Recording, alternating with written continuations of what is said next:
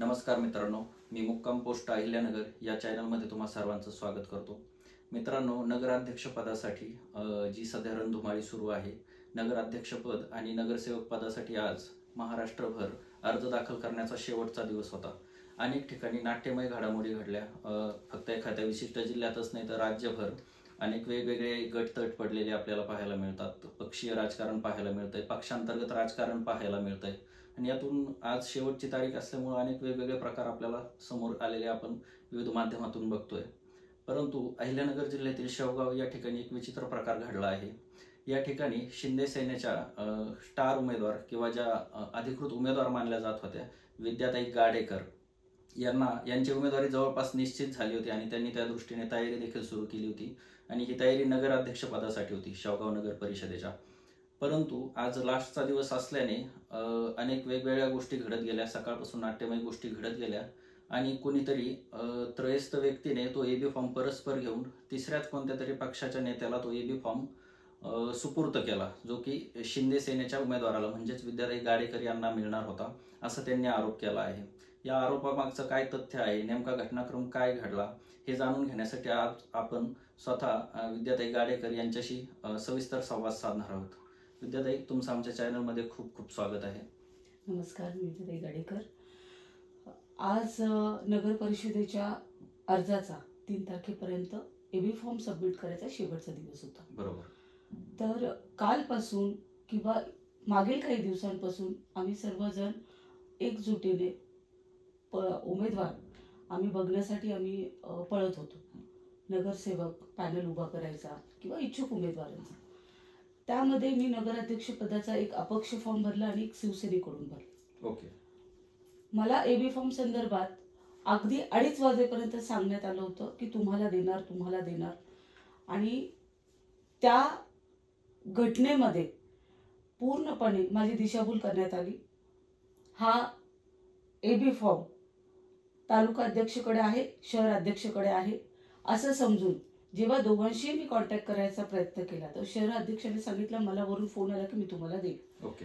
आणि हे चालू असताना जेव्हा आम्ही तालुका अध्यक्ष आशुतोष डहाळे नामक पदाधिकारी जो आहे शिवसेनेचा अधिकृत धनुष्यबाणाचा उमेदवार, त्या पदाधिकाऱ्याने एबी फॉर्म घेऊन तिथून पळून गेला. सकाळपासून त्याला सर्वजण कॉन्टॅक्ट करत होते, इतर पक्षाचे कार्यकर्ते सुद्धा एबी फॉर्मसाठी. तर तो कुणाचाही फोन रिसीव्ह करत नव्हता, कुणाशी कॉन्टॅक्ट करत नव्हता. त्याच संदर्भात मी त्याचा पाठपुरावा केल्यानंतर वरती पक्षाला फोन केल्यानंतर ते म्हणे तिथे एबी फॉर्म दिलेले आहे, तुम्ही तिथून कलेक्ट करा. बाबूशेठ टायरवाले हे नगरचे जिल्हा प्रमुख आहेत आमच्या अहिल्यानगरचे. त्यांच्याशी कॉन्टॅक्ट खूप वेळा करण्याचा प्रयत्न केला, त्यांनी फोन उचलले नाहीत आणि जेव्हा फोन उचलले तेव्हा करतो, देतो, बघतो असे त्यांनी उडवाउडवीची उत्तरं दिली.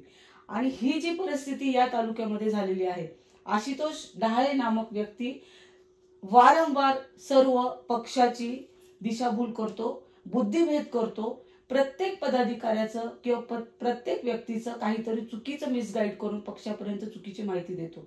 आज महिला सबलीकरणामुळे महिलांना 50% आरक्षण आहे आणि सर्वसाधारण महिला आरक्षण पडल्यामुळे आमच्या सर्व कार्यकर्त्यांचा एक विचार होता की ताई, आपला उमेदवार तुम्हीच आहात आणि त्या स्वप्नांना आणि त्या कुठेतरी आज धनुष्यबाण आपण पुढे नेऊ, आपण इथे पक्ष वाढू, या भूमिकेमधून आपण फॉर्म भरला होता.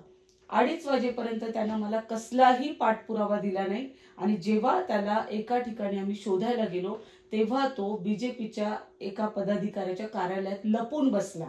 मी जेव्हा त्याला विचारणा केली तेव्हा तो म्हटला, हे माझ्या हातात नाही, हे बाबूशेठच्या हातात आहे. आणि बाबूशेठ टायरवाले यांनीही मला उडवाउडवीची उत्तर दिली.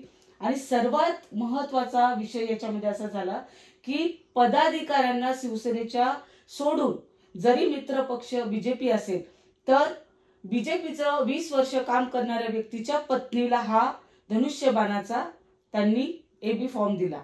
इथे कुठेतरी मॅच फिक्सिंग सारख्या गोष्टी सगळ्या तालुक्यामध्ये चर्चा आहेत, कारण त्या व्यक्तीची स्वतःची एक प्रतिमा तालुक्यामध्ये पैसे घेऊन काम करण्याची आहे, हे मी स्पष्ट ऑन रेकॉर्ड कॅमेरा समोर बोलत आहे.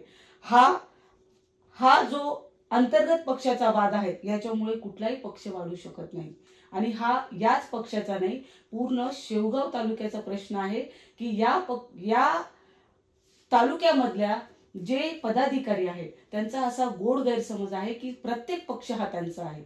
आमच्यासारख्या सर्वसामान्य महिला जेव्हा राजकारणात येतात, आम्ही बिझनेस सांभाळून, घर सांभाळून आम्ही जेव्हा राजकारणाची स्वप्न पाहायला जातो, आम्ही काहीतरी काम करण्याची आमची उमेद असते आणि त्याच्यामध्ये जर असा मानसिक त्रास होणार असेल तर चांगली लोक राजकारणात येणार नाही आणि लोकशाहीचं राजकारण 100% संपत आलेलं आहे. आजचा माझा लाईफ अनुभव आहे. जर ती महिला आरक्षणाची जागा आहे तर ती महिला ग्राउंडवरती काम करणारी असावी, कार्याला सक्षम असावी, त्या खुर्चीवरती जसं कलेक्टर स्वतः एक्झाम देतो, पोलीसवाला एक्झाम देतो, ग्राउंड देतो, परीक्षा देतो आणि मग पास होऊन त्या खुर्चीला न्याय देतो, त्याच पद्धतीने नगराध्यक्ष पद जर अशा निष्क्रिय व्यक्तीकडे गेलं आणि फक्त पैसा, 2 नंबरचे धंदे आणि आम्ही कोणीतरी खूप उच्च आहोत या जर गटातटाच्या राजकारणामध्ये हे जर पद गेलं तर 100% शेवगावचा विकास कधीच होणार नाही. आता तुम्ही हा जो प्रकार घडलाय आज, परस्पर कोणाला तरी एबी फॉर्म दिला जो तुमचा अधिकृतरित्या त्याची उमेदवारी मानली जात होती, तर तुम्ही पक्षश्रेष्ठींकडे याची तक्रार केली आहे का किंवा कशी करणार आहात? मी फोनद्वारे या गोष्टी पक्षाला कळवलेल्या आहेत, पण लेखी अजून कळवलेलं नाही. मी आता लवकरात लवकर लेखी स्वरूपात ह्या सर्व घडामोडी पक्षाला कळवणार आहे. आणि सर्वात महत्त्वाचं, एखाद्या महिलेला ज्या गावात असुरक्षिततेचं वातावरण निर्माण होतं तेव्हा त्याच्यामध्ये पदाधिकाऱ्यांनी, कुठलाही पक्ष असू द्या, कुठलाही नेता असू द्या, कुठलाही कार्यकर्ता असू द्या, पण नैतिक मूल्य जपणारा जर तो व्यक्ती नसेल, त्याला कुटुंबाची जबाबदारी कळत नसेल, त्याला दुसऱ्याची इज्जत कळत नसेल तर 100% याच्यावरती पक्षाने विचार केला पाहिजे आणि अशा ब्लॅकमेलर्स, हप्ते गोळा करणाऱ्या लोकांकडे स्ट्रिक्टली पक्षाने लक्ष दिलं पाहिजे. ज्यांच्याकडे ठेकेदारी आहे, ज्यांच्याकडे दारूचे लायसन्स आहेत, ज्यांच्याकडे मटका, चक्री, भिंगरी म्हणजे समाजाला जो व्यसनाकडे वळवणारा व्यक्ती आहे त्याला तुम्ही नगरसेवक बनवणार का? त्याला नगराध्यक्ष बनवणार का? त्याला तुम्ही न्याय देणार का? आणि जो आमच्यासारखा रसातळात, गावात, रस्त्यात बसून जो आम्ही काम करतो, आम्हाला न्याय जनता देणार. जे आरक्षण महिलांसाठी सुटलं जाते आणि तिथे सुद्धा त्यांचे पतीच हस्तक्षेप करत असतील तर मग त्या महिला आरक्षणाचा काय उपयोग होतो? किंवा जो मूळ हेतू आहे काही जागा महिलांसाठी सोडण्याचा, कुठंतरी त्यालाच हरताळ फासला जातो. याकडे तुम्ही कसं बघता? माझं स्पष्ट मत आहे, सर्वसाधारण महिला हे जे आरक्षण होतं, पिढ्यानपिढ्या तुमच्याकडे राजकीय वारसा, तुमच्याकडे ठेकेदारी, तुमच्याकडे दारूचे लायसन्स, ज्या अनेक मुद्द्यांवरती, सार्वजनिक प्रश्नावरती तुमच्या महिला कधीही बाहेर आलेल्या नाहीत. येऊ द्या, त्यांना बाहेर येऊ द्या. मी तर म्हणते सर्व महिला या प्रक्रियेमध्ये पाहिजे होत्या, नगरसेवकासाठी, नगराध्यक्षासाठी. पण तुमच्याच का? तुमच्याच का? हा माझा प्रश्न आहे. जर तुमच्याकडे ठेकेदारी आहे, जर तुमच्याकडे राजकीय पद आहे, जर तुमच्याकडे व्यवस्थित पैसा पाणी सगळ्या गोष्टी आहेत, तर फक्त राजकारण करण्याचा अधिकार तुम्हालाच आहे का? आम्हाला तो अधिकार लोकशाहीने, डॉक्टर बाबासाहेब आंबेडकरांनी दिलेला अधिकार आम्ही कुठे मागायचा आणि कुणाशी बोलायचं? ह्या प्रश्नाचं उत्तर मी आदरणीय एकनाथ शिंदे साहेबांना आणि मुख्यमंत्री साहेबांना विचारणार आहे की आज आपल्या भारतामध्ये अनेक ठिकाणी चांगले लेबर्स मिळत नाही, स्किलफुल. आपण त्याच्या शोधात आहोत. आणि जर तुमच्या पक्षामध्ये एखादी व्यक्ती इमानदारीनं काम करत असेल आणि एखादा व्यक्ती स्वतःला चाणक्य समजून, बुद्धिभेद समजून याच्या त्याच्याकडून पैसे उकळून आयते उमेदवार ऐन अर्ध्या तासात जर आणत असेल तर याचा अर्थ आम्ही काय घ्यायचा? तुम्ही ज्या काही व्यक्तींचा उल्लेख केला यावरून असं दिसतंय की हा पक्षांतर्गत वाद तर आहेच, परंतु त्याला बाहेर सुद्धा एक आयाम आहे वेगळा किंवा बाहेरची किनार आहे. कारण तुमच्या बोलण्यातून येते की त्याशिवाय ह्या गोष्टी घडू शकत नाहीत. परंतु तुम्ही ज्या व्यक्तींवर आरोप करताय पक्षांतर्गत, आम्ही बघतोय गेल्या काही महिन्यांपासून शिवसेना शिंदे गटासाठी तुम्ही स्वतःला झोकून देऊन काम करताय. ग्राउंड लेव्हलवर असेल किंवा अगदी राज्य पातळीवरही असेल, म्हणजे अनेक प्रश्नांवर वेळोवेळी आवाज उठवत असता. कुठंतरी तुमचीच पक्षातल्या आतल्या लोकांकडून अडवणूक करायचा किंवा तुम्हाला थांबवण्याचा प्रयत्न झालाय? 100%. मी ज्या ज्या पक्षांमध्ये काम केलं, पूर्वी BJP मध्ये केलं, नंतर मी आदरणीय शरद पवार साहेबांचं काम केलं, तुतारीचं, लोकसभा, विधानसभा, 210 घोंगडी बैठका घेतल्या, गावागावामध्ये प्रचार केला. सध्या सर्व महाराष्ट्राला माहिती आहे राजकारणाची परिस्थिती काय आहे. प्रत्येक कार्यकर्ता हा संभ्रमित आहे. त्यात खरं काम करणारी, खरे जनतेसाठी लढणारी लोक याच्यामध्ये भयभीत झालेली आहेत. कारण जायचं कुणाकडे? आणि आमच्यासारख्या राजकीय वारसा मला नाही. मी पूर्णपणे एका पोलीस डिपार्टमेंटच्या खात्यातल्या घरातली व्यक्ती आहे. माझं पूर्ण बॅकग्राऊंड एक बिझनेस आणि पोलीस डिपार्टमेंट याच वातावरणात आम्ही वाढलेलो आहोत. मग अशा वातावरणामध्ये राजकारण काय असतं तर आम्ही संविधानाला आदर्श ठेवून डॉक्टर बाबासाहेब आंबेडकर, माता अहिल्याबाई होळकर, माता रमाई, माता जिजाऊ ह्या आमच्या आदर्श आहेत. आणि या आदर्शांना कुठेतरी समोर ठेवून आम्ही स्वप्न बघतो. आम्ही राजकारणात गावाचं काहीतरी चांगलं करू, गावात काहीतरी एखादं कार्य चांगलं करू. आणि घटनेत मग जेव्हा पद आपल्याकडे येतं त्या पदाला न्याय देण्यासाठी तुमच्याकडे पहिलं तर विजन पाहिजे. सेकंड थिंग, तुमचा सेन्सिटिव्हिटी तुम्ही किती आहात, तुम्ही किती समाजाप्रती, सामाजिक प्रश्नांवरती तुम्ही सेन्सिटिव्हली विचार करताय. त्याचबरोबर तुम्ही किती निर्णय घ्यायला पात्र आहात. तुम्ही तुमचं गाव, तुमचं शहर, तुमचं कुटुंब कशा पद्धतीने हाताळताय त्या पद्धतीने तुम्ही निर्णय घेणार आहात. आणि जेव्हा महिलांच्या सक्षमीकरणाच्या नावावरती जर एखादा पुरुष पुढारी असेल आणि त्याची महिला त्याने फक्त कुठेतरी ढाल म्हणून वापरायची आणि त्या ढाली तुम्हाला पण तुमच्या घरात पाहिजे म्हणून तुम्ही ते पद काय केलं, तुमच्या पत्नीच्या नावावर तुम्ही फॉर्म भरला आणि म्हणजे इनडायरेक्टली ते पद तुमच्याकडे आलं. म्हणजे हा जो कारभार आहे याच्यावरती शासनाने किंवा मुख्यमंत्री साहेबांनी विचार केला पाहिजे. जर सर्वसामान्य लोकांना काम करण्याची संधी जर मिळत नसेल तर ही सर्वात मोठी विवंचना आहे आणि हा खेद आहे. तरुण वर्ग सुद्धा याला वेगळ्या अंगाने बघायला लागलाय. आणि या तालुक्यामध्ये आज जे झालंय अशा अनेक गोष्टी होत राहतात. मी गप्प होते गेल्या 4 वर्षापासून, पण आज मला अशी जाणीव झाली की डॉक्टर बाबासाहेब आंबेडकरांना शाळेत बसून दिलं जात नसायचं. त्यानंतर डॉक्टर बाबासाहेब आंबेडकरांनी संघर्ष केला आणि त्या संघर्षामधून त्यांनी स्वतः घटना लिहिली. हे कार्य आज आमच्यासारख्या तरुणांना करावं लागेल, त्यासाठी आम्हाला झिजावं लागेल. आज आपल्या तालुक्याला एक खूप मोठा आदर्श आहे. इकडे नाथ बाबा आहेत पैठणला, इकडे ज्ञानेश्वर माऊली आहेत, इकडे मढी आहे, इकडे मोठा देवी आहे. एवढा मोठा आदर्श सांस्कृतिक असताना जर एका महिलेला शिवाजी महाराजांच्या धोरणाने जर तुम्ही आईच्या आणि बहिणीच्या भूमिकेत बघू शकत नसाल, तुम्ही राजकीय द्वेष करत असाल, तुम्ही बेरजेचं राजकारण न करता तुम्ही सरळ छाटण्याची भाषा करत असाल तर 100% राजकारण म्हणण्यापेक्षा व्यक्ती म्हणून आणि आपला महाराष्ट्राचा सांस्कृतिक वारसा म्हणून तुम्ही फेल आहात. निश्चित. आपल्याकडे जेव्हा शेवगाव नगर परिषद झाली, मला वाटतं 2016ला पहिली निवडणूक झाली जेव्हा नगर परिषद नव्यानेच आपल्याकडे सुरू झाली होती. त्यानंतर 2021ला तिचा कार्यकाळ संपला. पण त्या दरम्यान लॉकडाऊन किंवा कोरोना असल्यामुळे अनेक स्थानिकच्या निवडणुका तेव्हापासून ते आतापर्यंत म्हणजे 2025 चालू आहे. जवळपास 4 वर्षापूर्वी जी निवडणूक होणं अपेक्षित होतं ती झाली नाही. प्रशासक काळ गेला मध्ये आणि कुठंतरी विकासाला थांबा भेटला म्हणा किंवा जे मार्गक्रमण होणं अपेक्षित होतं शहराचं ते झालं नाही. आज या शेवगाव शहरापुढे कोणते चॅलेंजेस आहेत असं तुम्हाला वाटतं? शेवगाव शहरामध्ये सर्वात महत्त्वाचे चॅलेंजेस पिण्याचं फिल्टर पाणी, वापरण्याचं पाणी, जे की 18 दिवसांनी 15 दिवसांनी येतं. या प्रश्नावरती मी आंदोलनही केलेलं होतं. त्याच्यामध्ये हाही प्रश्न होता, जर तुम्ही महिन्याला 2दा पाणी देताय तर तुम्ही टॅक्स पूर्ण वर्षाचा आमच्याकडून का घेताय? म्हणजे वर्षातून 24 वेळा 24 वेळा पाणी फक्त येतं आणि पर मंथ 2% टॅक्स आहे नगर परिषदेचा. मग हा जेव्हा आपण विचार करतो, हे आपण प्रश्न विचारतो, त्याच्यानंतर बाकीच्या लोकांना जाग येते. आज हा प्रश्न आजचा नाहीये, वर्षानुवर्ष तोच प्रश्न आहे. त्याचबरोबर इथले रस्ते, इथले गटारीचं व्यवस्थापन, त्याच्याच बरोबर इथे झालेले प्लॉटिंग की ज्याच्यामध्ये नॅचरल जे ओढे नाले होते छोटे छोटे, रेन वॉटर हार्वेस्टिंगचे खूप चांगले प्रोजेक्ट होऊ शकतात, ते इथे केलेले नाहीत. कसलंही सिटी प्लॅनिंग नाही. मनाला येईल तसे प्लॉट घेतले, विकले.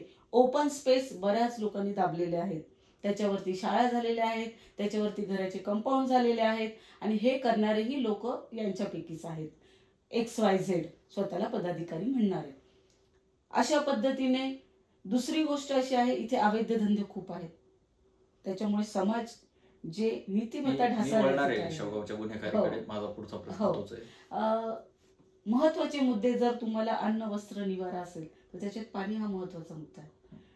ह्या पाणी या महत्वाच्या मुद्द्याला जर आपण देऊच शकलो नाही जनतेला अनेक वर्ष, आणि आता आम्ही देतोय, उद्या देतोय, जर आज भूक लागली तर आजच जेवण पाहिजे, तुम्हाला वर्षानुवर्ष उपाशी ठेवले जाते. आणि हे बोलण्यासाठी जर हे पदाधिकारी 20 वर्ष, 10 वर्ष, 30 वर्ष गावाचं राजकारण करतात, स्वतःला पुढारी म्हणतात, तर हे पिण्याचं पाणी आणू शकले का नाही, हा माझा त्यांना प्रश्न आहे. दुसरा प्रश्न माझा असा आहे, नॉर्मल तरी रस्ते या लोकांना हक्क आहे, ते सुद्धा तुम्ही का देऊ शकले नाही? आमच्या असं पण बघण्यात आलंय की शेवगावमध्ये आहे ते रस्ते सुद्धा बऱ्याच ठिकाणी खोदून ठेवलेले, अशा नागरिकांच्या आमच्या काही कानावर तक्रारी आल्या होत्या. बरोबर. आता पिण्याच्या पाण्याची जी पाईपलाईन आहे याचं व्यवस्थापन चाललेलं आहे, त्याच्यासाठी काही रस्ते खोदलेले असतील, पण सर्वात महत्वाचं सांडपाण्याचं, गटारीचं पहिलं नियोजन करायला पाहिजे, मग रस्त्याचं नियोजन केलं पाहिजे. तर याच्यात एक अजून एक म्हणजे मॅनेजमेंटची एक वेगळी एक झलक आपल्याला दिसून येते की रस्ता तयार करायचा, पुन्हा तो खोदायचा, रस्ता तयार करताना एक निधी, खोदल्यानंतर मेंटेनन्सचा दुसरा निधी. ओके.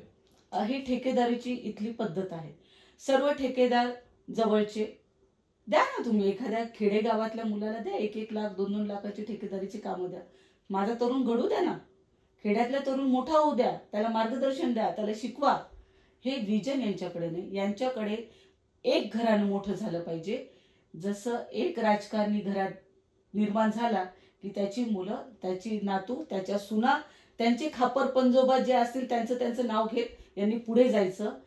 आणि आमच्यासारख्या लोकांनी पोलीस भरती असेल, मिलिटरी भरती असेल, कलेक्टर असेल, जज असेल, डॉक्टर असेल, आम्ही फक्त अभ्यास करायचा, बुद्धी आमची खर्च करायची, आणि शेवटी यांच्या हाताखाली आम्ही राबायचं. आता शेवटचा दिवस होता आज उमेदवारीचा, ऐनवेळी एबी फॉर्म तुम्हाला मिळाला नाही, तुम्ही एक बी प्लॅन म्हणून अपक्ष फॉर्म भरलेला होता. आता तुमचं पुढील मार्गक्रमण काय असणार आहे? याच्यामध्ये माझं ध्येय आहे, मला माझ्या गावामध्ये, शहरामध्ये, शेवगाव शहरामध्ये बऱ्याच गोष्टींचं माझं विजन आहे. त्या विजनकडे बघताना जर अपक्ष म्हणून मला जनतेने स्वीकारलं आणि जनतेनं लोकशाहीचा आणि गावाच्या विकासाचा जर विचार केला, जनतेनं ताकद दिली, तर कुठलीच गोष्ट अवघड नाही. आणि त्या ताकदीने जर मला पदरात यश मिळालं तर त्या संधीचं सोनं मी 100% करून दाखवेल. आज खूप काही प्रश्न आहेत, खूप काही गोष्टी आहेत. कुठल्याही महिलेला तुम्ही घरात जाऊन विचारा, त्या महिलेचा पती जेव्हा दारू पिऊन येतो, तिचा 18 वर्षाचा मुलगा दारू पिऊन येतो, त्या महिलेला आनंद वाटतो की दुःख वाटतं. अनेक कुटुंब, अनेक गावं उद्ध्वस्त झालेले आहेत. हे गाव, हे शहर व्यसनाकडे चाललेलं आहे.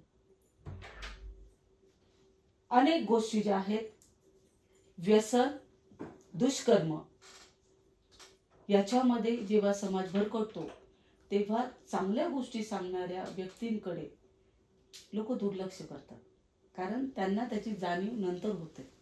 याची जाणीव करण्यासाठी आपण 100% समाज सुधरू शकत नाही, पण जेव्हा लोकांच्या लक्षात येतं की ताईचं विजन आहे चांगली गोष्ट करण्याची, आपण एखादी जागा स्वच्छ करण्याचं विजन करतो, आपण त्या गोष्टीला एक व्यवस्थापनाचं रूप देतो, तर नक्कीच जनता पण त्या गोष्टीला साथ देते. जनतेला आधार राहिलेला नाही शेवगावच्या, एवढं मात्र नक्की खरं. निश्चित. क्षेत्रफळाच्या दृष्टीने अहिल्यानगर महाराष्ट्रातला सगळ्यात मोठा जिल्हा मानला जातो, आणि त्यातही सांगायचं झालं स्पेसिफिकली तर शेवगाव हा क्षेत्रफळाने सगळ्यात मोठा तालुका आहे अहिल्यानगर जिल्ह्यातला. साहजिकच या तालुक्यामध्ये असलेले गावांचं केंद्र शेवगाव शहर आहे. या ठिकाणी अनेक अवैध धंद्याच्या अलीकडील काळामध्ये बातम्या आपण वाचतो, मग ते ड्रग्स असेल, तुमचं अंमली पदार्थ असतील, तुमचं दारू असेल, किंवा अगदी जुगार, तुम्ही जसं उल्लेख केला चक्री वगैरेचा, या धंद्यांना कुठेतरी आळा का बसत नाही, किंवा याचे प्रकार असे दिवसेंदिवस वाढत का चालले? याच्यामध्ये काही पदाधिकारी किंवा काही लोक जे असे आहेत की जी कसलाही एक चुकीचा आविर्भाव आणून जनतेची फसवणूक करून त्या पदाचा चुकीचा वापर करत आहेत. त्याच्यामुळे त्यांचे दारूचे लायसन्स, काही जणांकडे तर स्कूटी आहेत गाड्या, त्याच्यामध्ये दारू ही अवैधरित्या पार्सल केली जाते. काही जण स्वतः ते पार्सल करतात.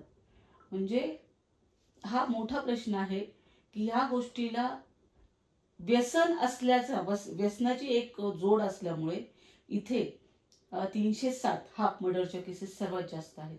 भांडण, मारामारी, खोट्या केसेस तुम्ही पोलीस स्टेशनला जाऊन रेकॉर्ड करा. मुली पळून नेणं, मुली पळून जाणं, ओके. अशा अनेक गोष्टी आहेत. त्याच्यामध्ये ट्रॅफिकची पण आणखी एक मोठी गोष्ट आहे, कारण अतिक्रमण झाली.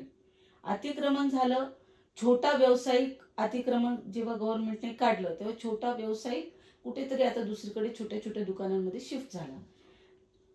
ते मार्केट जे आहे आपलं शेवगावचं ते कॉम्पॅक्ट झालं. इथे सार्वजनिक स्वच्छतागृह नाही, महिलेसाठी तर नाहीच नाही, पुरुषांसाठी नाही, एकच आहे बाजारपेठेत. आता ज्यांनी ज्यांनी फॉर्म भरलेले आहेत नगरसेवकासाठी त्यांच्या शेजारीच हे टॉयलेट्स वगैरे आहेत. त्याच्या सफाईसाठी मला अर्ज द्यावा लागतो की याचा घाण वास पूर्ण पेठेत येतो, याची स्वच्छता करावी नगर परिषदेला. म्हणजे विचार करा हे लोक किती तत्पर आहेत. बाहेरच्या आजूबाजूच्या तालुक्यातली गावं या ठिकाणी येतात, हॉस्पिटल असेल, खरेदी असेल. मग या लोकांची सोय काय, ट्रॅफिकच्या गाड्यांचं नियोजन काय, पार्किंगचं नियोजन काय. आज हे जे रस्ते आहेत ते वाईट दिसायला पाहिजेत. छोटा व्यापारीही जगला पाहिजे, त्याचबरोबर शेतकरीही जगला पाहिजे. पण जेव्हा बाहेरून एखादा माणूस बाजारपेठेत येतो त्याला बेसिक सुविधा पाहिजेत. त्याची गाडी कुठे लावायची. जर एखादा पेशंट एखाद्याचा पुण्याला ऍडमिट केला असेल, खेड्यातला माणूस इथून शेवगावच्या बसने पुण्याला जाणार, त्याची टू व्हीलर त्याने पुण्याच्या जीवावर सोडायची. हा सगळ्यात मोठा प्रश्न आहे. बस स्टँडवरती चेन स्नॅचिंग खूप होते. हो, अनेक खूप त्याच्यामध्ये चोऱ्या, बातम्या खूप आमच्याकडे चोऱ्या, येतात. अनेक बातम्या येतात. त्याचबरोबर शाळकरी जी मुलं आहेत ते सकाळी येतात 8च्या गाडीने, 9च्या गाडीने. संध्याकाळी जर त्यांची गाडी लेट झाली तर त्यांना अक्षरशः 8-9 वाजता, 7 वाजता. बरोबर. विचार करा, एक शालेय विद्यार्थी सकाळपासून संध्याकाळपर्यंत शेवगावमध्ये राहतो, त्याची कॅन्टीनची सोय आहे नाही. तो बरोबर आणताना त्याचा डबा आणतो छोटासा आणि 1 लिटर पाण्याची बॉटल आणतो. मला एक सांगा, आपण आज मोठे लोक आहोत, निदान डॉक्टरांच्या हेल्थच्या रिक्वायरमेंटनुसार 3 ते 4 लिटर पाणी आपण पिलं पाहिजे.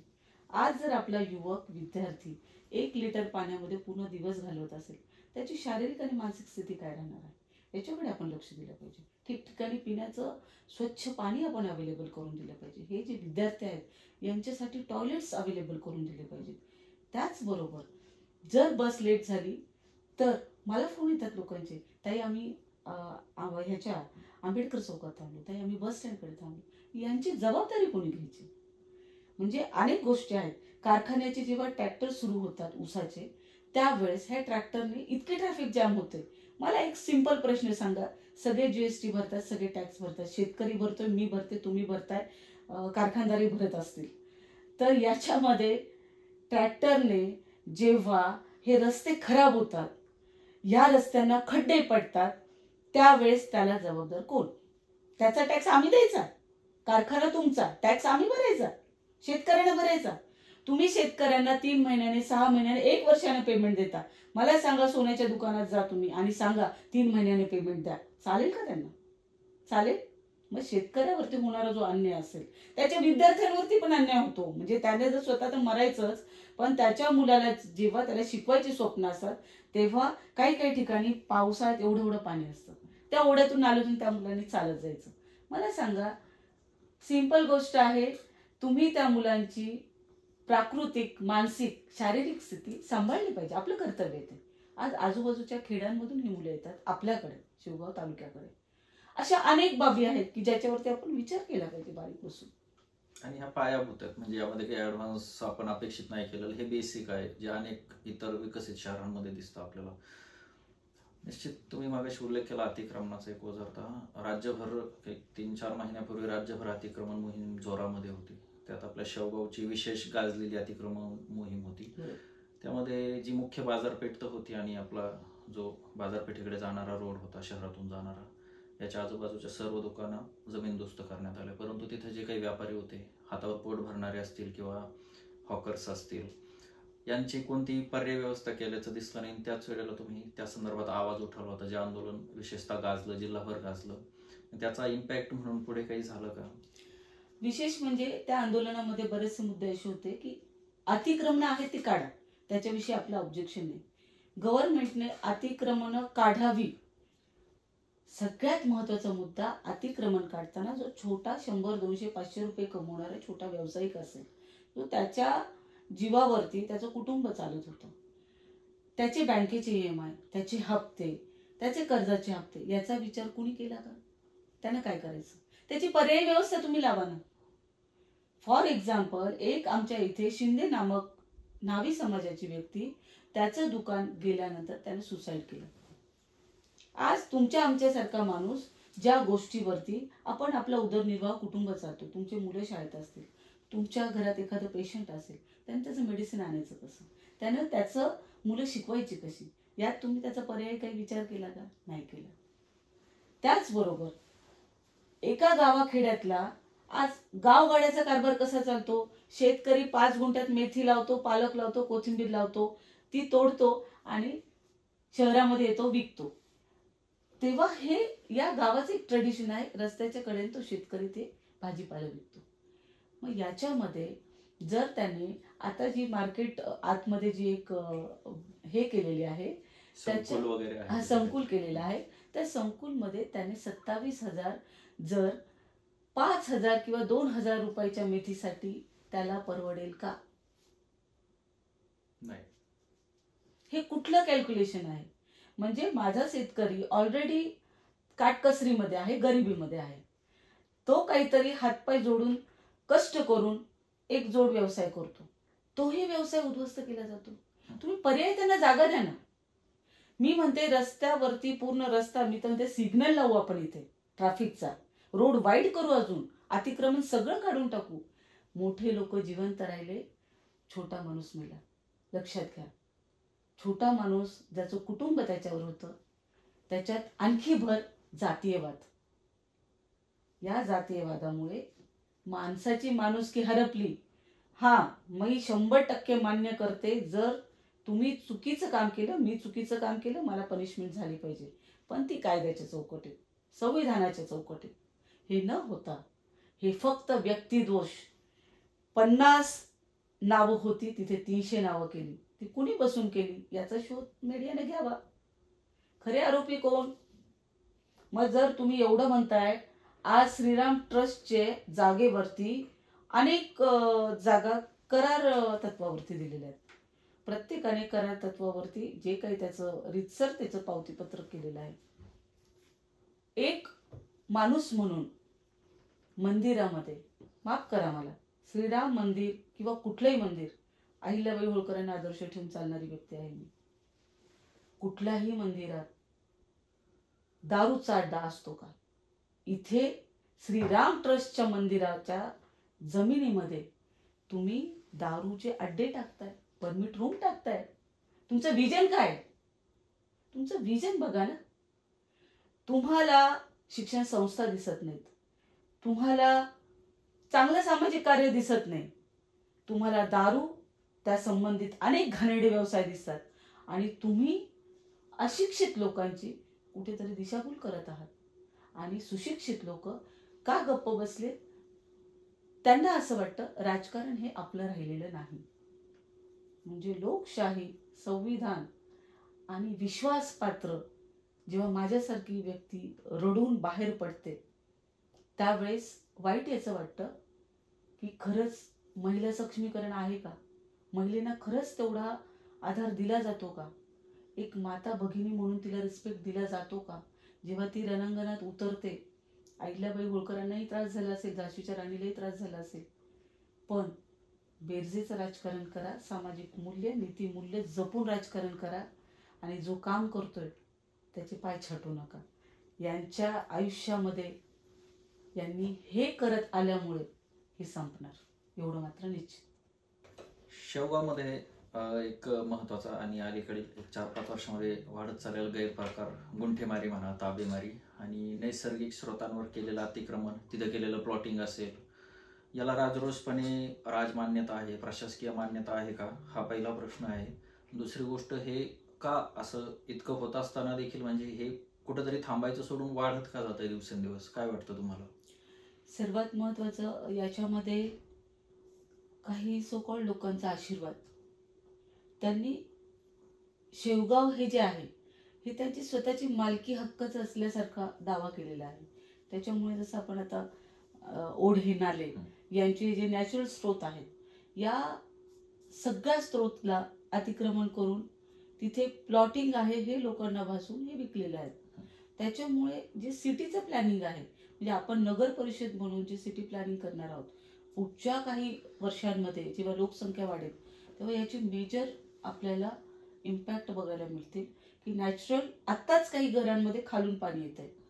इकडे आमच्या इकडे 2 ओढे नॅचरल पूर्णपणे घरात पाणी येत परतीच्या आहे. पावसामध्ये बऱ्याच घरांचं नुकसान झालं. आता पाऊस जास्त झाला म्हणून नाही, पण दरवेळेसच्या पावसामध्ये अगदी घरात पाणी जातं. इथपर्यंत वाईट अवस्था आहे. मग हे जे प्लॉटिंग करतात यांची आणि बाकीच्या कुणाची कशी मिलीभगत आहे याच्यावर लोकांनी विचार केला पाहिजे. हे कुठेतरी थांबलं पाहिजे. मार्केट कमिटीचे गाळे आहेत, त्याचं नियोजन काय आहे त्याचा विचार केला पाहिजे. म्हणजे सहकारामधलं जे जे धोरण आहे, जी जी गोष्ट आहे, जो कारखाना आहे ती सहकार आहे, म्हणजे ती जनतेची आहे याची जाणीव जनतेला नाही. तो एका व्यक्तीच्या नावावरती तो व्यवसाय नसतो, तो पूर्ण जनतेच्या नावावरती असतो. त्याच्यातून जनतेचं आज आमच्याकडे 5 साखर कारखाने आहेत. विचार करा, मधनं जे 5 रस्ते फुटतात त्या सर्व रस्त्यांना जवळपास साखर 5 कारखाने आहेत, ऊसाचे कारखाने, आणि सगळे अगदी टॉप क्लास आहेत. सगळ्यांचं प्रोडक्टिव्हिटी अतिशय चांगलं आहे. इथे काही भाग पूर्णपणे बागायत आहे. बॅकवॉटर पाणी आहे. जायकवाडी डॅम जो आहे आमचा, बॅकवॉटरचं पाणी पूर्ण असल्यामुळे ऊसाचं उत्पादन चांगलं येतं. काही भाग थोडासा आमचा ड्राय आहे, पण कारखाना अजूनही एक चालू शकतो एवढं पोटेन्शियल, एवढं रॉ मटेरियल इथे आहे. त्याच्याच बरोबर अनेक कापूस असेल, सोयाबीन असेल, अनेक काही उत्पादनं आहे. शेतकरी चांगल्या पद्धतीने उत्पन्न करतो, पण तो शेतकरी आज पूर्ण महाराष्ट्रभर नाही सगळीकडेच शेतकरी गरीब राहतो. व्यापारी आणि ट्रेडर्स मोठा होतो. व्यापाऱ्यांचे मोठे मोठे कोल्ड स्टोरेज वेअर हाऊसेस वगैरे आहेत. याच्यामुळे शेतकऱ्याला कुठेतरी एक लिमिटेशन येतं. पण आज जर आपल्या मुलांना इथे रोजगार, जर आपल्या मुलांना मुंबई पुण्याला जर ऑप्शन आपल्याला करायचं असेल, अनेक अशी गोष्टी आहेत छोट्या छोट्या आपण आपल्या गावामध्ये करू शकतो आणि आत्मनिर्भर आपल्या गावावरती आपण होऊ शकतो. त्याच पद्धतीने सर्वात महत्त्वाची एक गोष्ट मला अशी बोलावीशी वाटते. जायकवाडी डॅममध्ये 1965 मध्ये आपले 118 गावं गेलेले आहेत. गंगापूर, नेवासा, पैठण आणि हेच असा पट्टा औरंगाबाद. हे जे पाणी आहे हे पूर्णपणे औरंगाबाद, जालना, नांदेड पर्यंत जातं. आम्हाला 7 ते 8 किलोमीटर इथून बॅकवॉटर मधून आम्हाला धरण आहे. आम्हाला प्यायला पाणी नाही. ही खूप मोठी शोकांतिका आणि अगदी हास्यास्पद ही एक विनोदी हे होऊ शकतो याच्यामध्ये, की धरण जवळ आहे पण आम्हाला प्यायला पाणी नाही, आणि त्याच्यावरती आक्रमकता कुणीही दाखवत नाही. जरी केले असेल तर आतापर्यंत ते फेल का, याच्यातही खूप सारे प्रश्न आहेत. त्याचबरोबर ज्या वेळेस या धरणामध्ये अनेक शेतकऱ्यांचे, हजारो शेतकऱ्यांच्या जमिनी गेल्या, त्या जमिनी गेल्या तर कुणाच्या 50 एकर, कुणाचे 40, कुणाची 5, कुणाची 10, म्हणजे त्या गावचे ते पाटील होते. ते बिचारे लोक गव्हर्नमेंटशी कॉन्ट्रॅक्ट करून गव्हर्नमेंटला त्यांनी त्या जमिनी सुपूर्द केल्या आणि ते दुसऱ्या गावात प्रस्थापित झाले. मग हे विस्थापन किंवा हे जे त्यांची गाठोडं डोक्यावर घेऊन येण्याची परिस्थिती जेव्हा आली तेव्हा गव्हर्नमेंटने त्यांना 2 एकर 3 एकर जे काही कॉम्पेन्सेशन असेल ते दिलं. 2-2 मोठे जागा त्यांना राहण्यासाठी दिल्या. एका गावामध्ये मी रात्री गेले असता त्या माणसाची घराची वास्तुशांती झालेली नव्हती, खानापूर एरणगाव भागामध्ये, आणि अतिक्रमण काढण्याचं सगळीकडे नोटीस आलं होतं. त्या दादाने मला सांगितलं, ताई माझ्या घराची वास्तुशांती व्हायची आहे पण मला आता नोटीस आलेली आहे. मग जेव्हा त्याचा फॉलोअप घेतला तेव्हा असं लक्षात आलं, जेव्हा एखादा जिल्हा मार्ग जातो किंवा एखादा रस्ता जातो त्याचा मॅप त्या गावामध्ये, त्या पंचायतमध्ये असतो, त्या तालुक्यामध्ये असतो. मग त्या लोकांना तुम्ही अंधारात ठेवून, सरपंच असेल, ग्रामसेवक असेल, तिथला जो सरकारी अधिकारी असेल त्यांनी ती जागा विकली किंवा अतिक्रमण करू दिलं का? हा मोठा प्रश्न आहे. एक व्यक्ती दुसऱ्या गावातून एका गावात पुनर्वसित होतो तेव्हा त्याला जी 2 मोठी जागा दिली आहे, किंवा इंदिरा आवास, शहर टाकळीमध्ये ते इंदिरा आवासचं टॉयलेट तिथे, आणि तिथे त्यांना नोटीस आली की आम्ही इथून रस्ता घालवणार आहे. काहींकडे बांधकाम परवाने आहेत. मग हे बांधकाम परवाने इलिगल आहेत का, ह्या जागा म्हणजे सरकारच्या रस्त्यामधल्या आहेत? हा पण एक खूप मोठा प्रश्न आहे. आणि त्याच्यावरती जेव्हा आवाज उठवला तेव्हा अनेक असे काही जे छोटे छोटे मुद्दे होते की ज्याच्यात प्रकर्षाने विचार करायला पाहिजे होता, त्या मुद्द्यांना मला यश मिळालं आणि तिथले ते घरं, दुकानं जे पण काही असेल ते वाचले. 100% विकास झाला पाहिजे, रस्ते झाले पाहिजे, व्यापारपट मोठी झाली पाहिजे. मी तर म्हणते माझ्या खेड्यापाड्यातला व्यक्ती एक्सपोर्टर झाला पाहिजे प्रत्येक प्रोडक्टमध्ये. माझे MBA HR आहे, बिझनेसमध्ये मला इंटरेस्ट आहे, सॉफ्टवेअर इंजिनियर आहे मी. ओके. पण मला सर्वात जास्त माझं जर विजन असेल तर माझा शेतकरी जो मुलगा आहे आणि आपला जो खेड्यातला आपला माणूस आहे ना, आपण फार श्रीमंत आहोत, आपल्याकडे खूप काही गोष्टी आहेत. पण हा विरोधाभास झालाय की शहरातला माणूस स्वतःला श्रीमंत समजतो आणि खेड्यातला माणूस स्वतःला गरीब समजतो. 1 कोटीची गाडी शहरातला वापरतो. आज काही गावांमध्ये बैलगाडीमध्ये अजूनही लोक प्रवास करतात. त्यांच्याकडे गोधन आहे, त्यांच्याकडे बैल आहे, त्यांच्याकडे शेळी आहे, एक काळी आई आहे त्यांची, ती त्यांना आभाळभर देते, मुठभर टाकलं की आभाळभर देते. त्या शेतकऱ्याला, त्या व्यक्तींना आपण सपोर्ट केला पाहिजे, त्यांच्या युवकांना सपोर्ट केला पाहिजे. बेसिक व्यवस्थापन, जसं गडकरी साहेबांनी रोडचं एक महान क्रांती करून दाखवली आपल्या देशामध्ये, त्या पद्धतीने जेव्हा आपण खेड्यामध्ये नगर परिषद जर आपण चांगली बसवली, ऑटोमॅटिक सगळं व्यवस्थापन, मॅनेजमेंट चांगलं होणार. निश्चितपणे. मी पुन्हा निवडणुकीकडे बोलतो. तुमची जी तळमळ आहे शेवगावच्या विकासासाठी, शेवगाव शहराच्या नगराध्यक्षपदाच्या माध्यमातून आगामी काळात संधी मिळाली तर तुम्ही ती विकासाच्या दिशेने मार्गी लावाल अशी अपेक्षा निश्चित आहे. परंतु आता पक्षाकडून तर जवळपास शक्यता मावळली आपल्या नगराध्यक्षपदाची अधिकृत उमेदवार म्हणून. पण आता त्याला बॅकअप म्हणून म्हणा किंवा प्लॅन B म्हणून म्हणा, तुम्ही आता अपक्ष फॉर्म भरलेला आहे नगराध्यक्षपदासाठी. आता फॉर्म मागे घेण्याची मुदत सुद्धा असेल, तर कुठंतरी पक्षांतर्गत अडवणूक झाल्यामुळे किंवा बाकी गोष्टींकडूनही तुमची अडवणूक झाल्यामुळे म्हणा, किंवा तुम्ही मागे सरकणार की पुढे मार्गक्रमण करत राहणार? मला सामाजिक कार्य आणि विकासात्मक धोरण माझ्या डोक्यामध्ये आहे.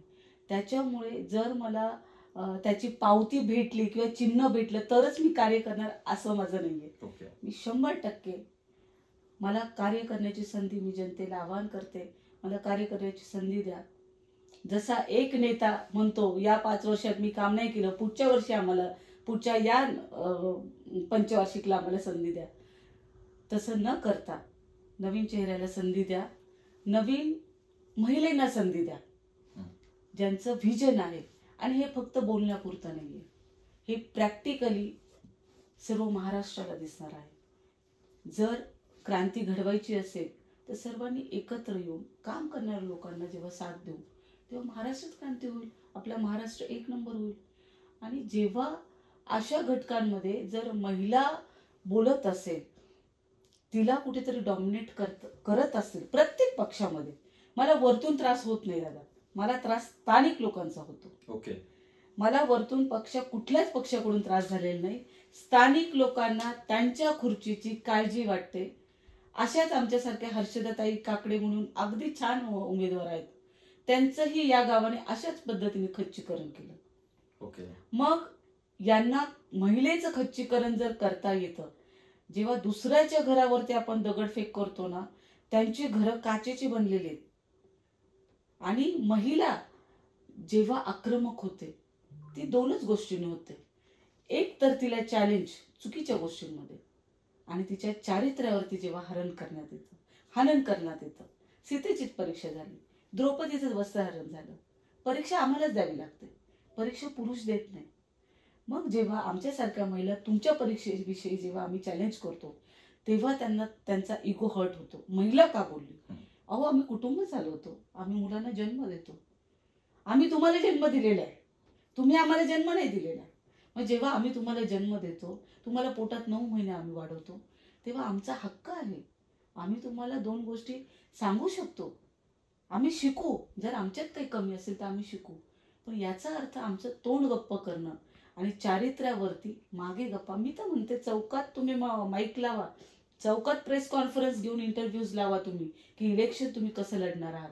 तुमचे दारूचे अवैध धंदे बंद करा, तुमचे अवैध प्लॉटिंग बंद करा, तुमच्या अवैध सगळ्या गोष्टी बंद करा, आणि मग तुम्ही निवडणुकीच्या प्रक्रियेमध्ये उभे राहा. मी पण सामान्य व्यक्ती आहे, करोडो रुपये माझ्याकडे निवडणुकीसाठी नाहीत, पण माझ्या व्हिजनवरती पक्षानेही विचार केला पाहिजे. चांगल्या लोकांनी 100% विचार करणार, आणि जरी माझा विचार नाही केला तरी जनता माझ्याबरोबर आहेत. जनतेच्या डोळ्यातले अश्रू मी पाहिलेले आहेत. गोर गरीब व्यक्तीचा 1500 वरून कमवण्यावरून जर मृत्यू होत असेल, त्या माऊलीचं दुःख मी समजू शकते. मला पण एक मुलगा आहे. एखादी बाई डोक्यावरती हंडा घेऊन जाते तेव्हा तिचं काय व्यथा असते. पोटासाठी वनवन फिरताना काय व्यथा असतात. ऊसतोड कामगार बघा तुम्ही, कहाऱ्याचे लोक पहा. अहो पाण्यात लाईटमध्ये परवा अनेक घटना घडतात. परवा चिकटून मेला तो मुलगा 8-10 दिवसापूर्वी, आणि त्या पाण्यामध्ये लाईट चालू असते.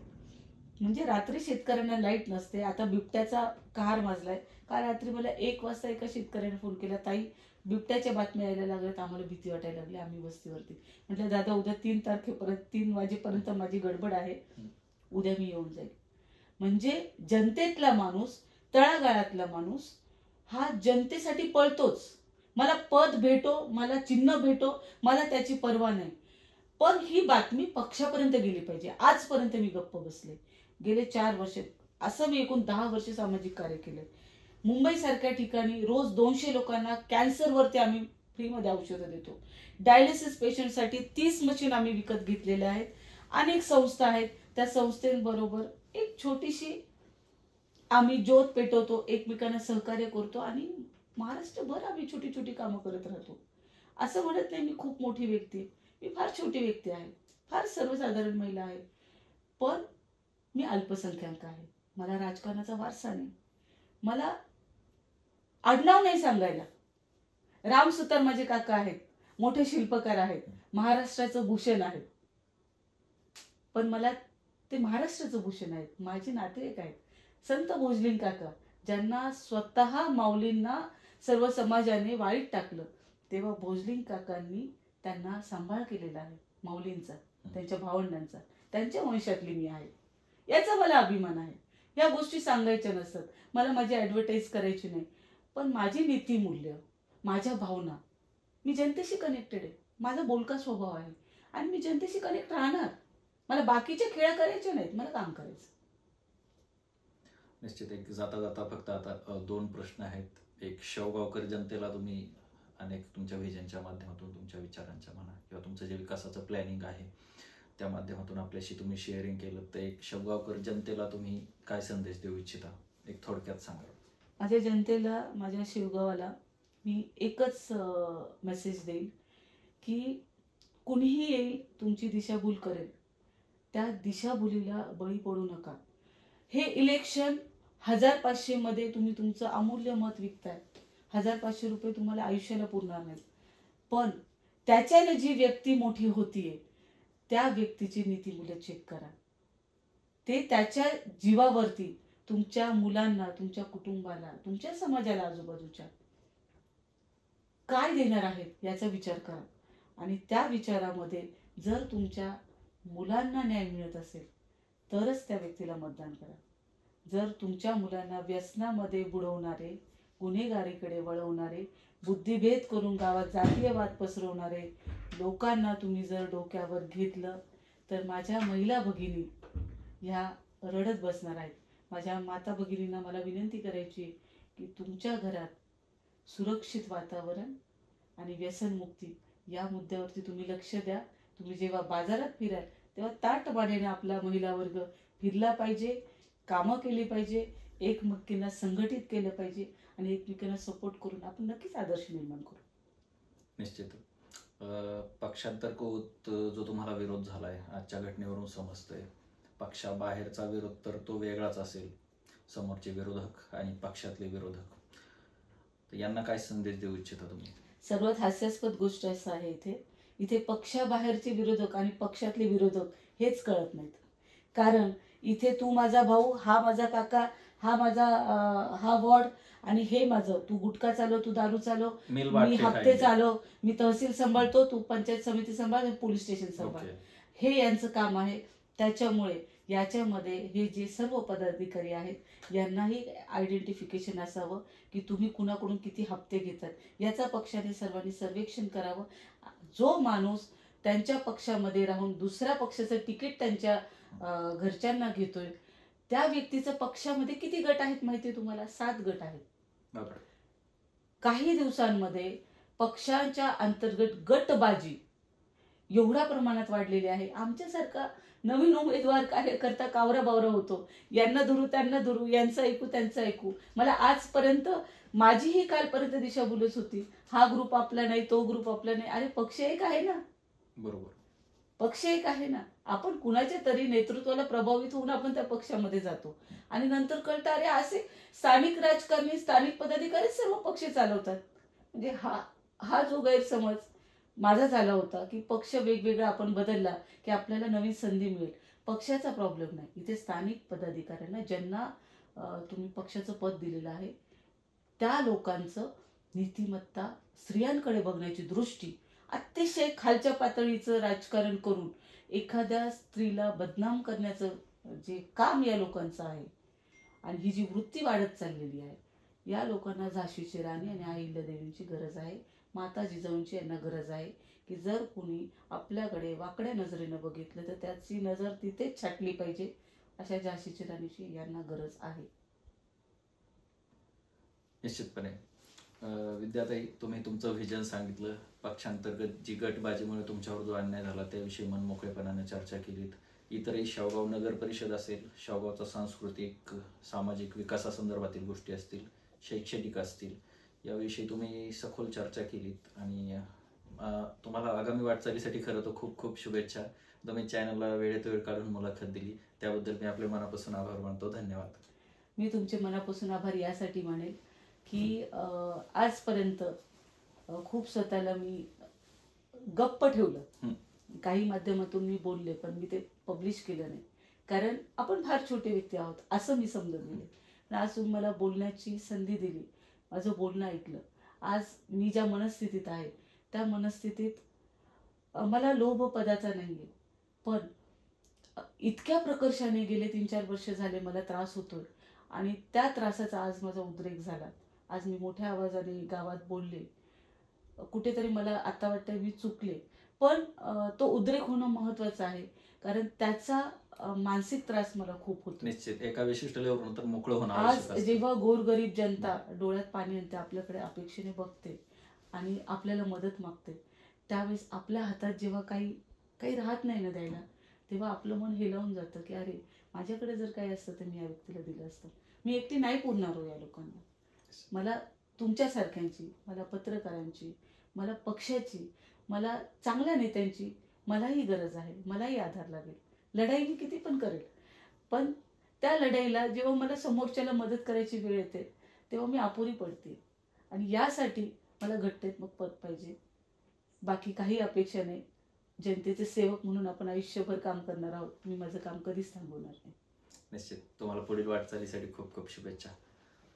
तर मित्रांनो, या होत्या विद्याताई गाडेकर, ज्यांनी आपल्याशी मनमोकळेपणाने गप्पा मारल्या. त्यांच्या व्हिजनविषयी असेल, नगराध्यक्षपदी विराजमान झाल्यानंतर शेवगाव शहराचा विकास कोणकोणत्या बाजूंनी करता येईल, त्यामध्ये कोणकोणते वेगवेगळे कांगोरे असतील, आयाम असतील, आजच्या सद्य परिस्थितीमध्ये काय शेवगाव शहरासमोर अडचणी उभ्या आहेत, याविषयी त्यांनी आपल्याला सखोल मार्गदर्शन केलेलं आहे, चर्चा केलेली आहे किंवा म्हणा की गप्पा मारलेल्या आहेत. मित्रांनो, हा एपिसोड तुम्हाला कसा वाटला ते नक्की कमेंट्समध्ये कळवा. तुम्ही आपलं यूट्यूब चॅनल सबस्क्राईब केलं नसेल तर ते करा. आपण फेसबुक आणि इंस्टाग्रामवर सुद्धा आहोत, त्या ठिकाणी सुद्धा तुम्ही आपल्याला फॉलो करा. आपण लवकरच नवीन गेस्टसह नवीन विषयावरती पुढच्या पॉडकास्टमध्ये भेटू. तोपर्यंत नमस्कार.